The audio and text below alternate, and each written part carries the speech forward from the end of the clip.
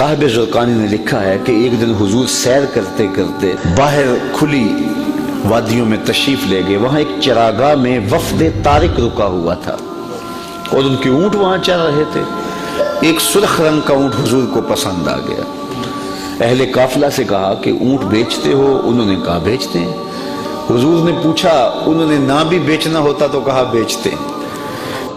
کہا یہ بیچتے ہو؟ کہا ہاں بیچتے ہیں. کتنے کا؟ سودا طے ہو گیا. حضور نے فرمایا کہ میں کوئی تاجرانہ غرض سے تو آیا نہیں تھا, میں تو سیر کرتا کرتا آیا, میرا تمہارا سودا بن گیا.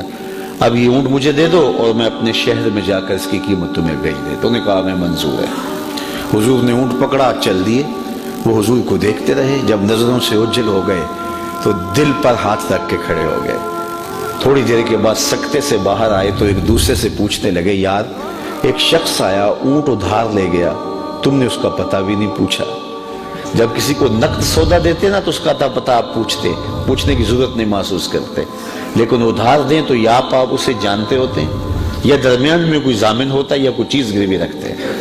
تو کہا ایک شخص آیا, اسے تم جانتے نہیں, اس نے اپنا پتہ بھی نہیں بتایا, اونٹ بھی قیمتی اور وہ لے گیا.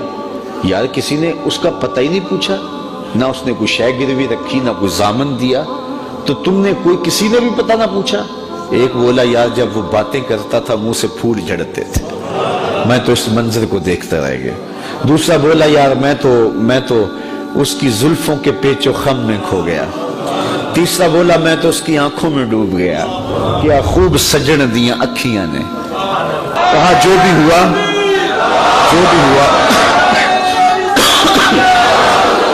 تم اس کے حسن میں کھو گئے اور وہ اپنے حسن کا جادو جگا کے تمہارا قیمتی اونٹ ہتھیا کے لے گیا. لیکن اگلے لفظ سنیے اور سینے پہ ہاتھ رکھ کے سنیے. جب انہوں نے کہا نا قیمتی اونٹ ہتھیا کے لے گیا, امام زرقانی نے لکھا ہے, کہتے ہیں جب انہوں نے یہ بات کہی نا تو اب تک خاموش بیٹھی قافلے کے سردار کی بیوی نے خیمے کا پردہ سرکایا اور ان سے مخاطبہ کر کے کہا انا ضامنۃ لسامان جمالکم لا یحضر بکم. اگر وہ قیمت نہ دینے آیا تو میں ضامنہ ہوں, قیمت مجھ سے لینا, خبردار کسی نے اس کے خلاف بات کی تو. کہا اچھا تو اسے جانتی ہے؟ کہا واللہ میں بھی نہیں جانتی. تو کہا پھر ضمانت کیسے دے رہی ہے؟ کہا جب تم سودا کر رہے تھے میں نے خیمے کی اوٹ سے اس کا چہرہ دیکھا تھا, اور جس کا چہرہ اتنا سونا ہو وہ جھوٹ بول ہی نہیں سکتا. تھوڑی دیر گزری, حضور کے غلام آ گئے. قافلے والے کون ہیں جن سے ہمارے آقا نے اونٹ خریدا؟ انہوں نے کہا جی ہم ہیں. کہا کہ یہ حضور نے تمہاری ضیافت کے لیے کھجوریں بھیجی اور یہ رہی تمہاری قیمت. انہوں نے کہا قیمت تو بعد میں لیں گے, ہم تو خود بک گئے, ہمیں یہ بتا وہ پیارا رہتا کہاں ہے. تو انہوں نے بتایا وہ کھجوروں کا جھنڈ دکھائی دیتا ہے, یثرب وہ مدینہ, یہ اس محبوب کا ڈیرا ہے. علامہ زرقانی لکھتے ہیں سارا وفد اٹھا اور جا کے حضور کے قدموں میں بیٹھ گیا, تیری تک کے ادامہ میں مرید ہو گئی. تو ایسا حسن اللہ نے اپنے محبوب کو دیا جو دیکھتا وہ دیکھتا ہی رہ جاتا.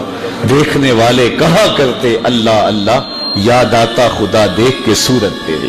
دعا کرو اللہ ہمیں حضور کی زیارت نصیب فرمائے. یہ آنکھیں اس قابل تو نہیں ہیں لیکن مالک تو کرم کر, ہم تیرے محبوب کا نام لے رہے ہیں, حضور کی زیارت دے دے.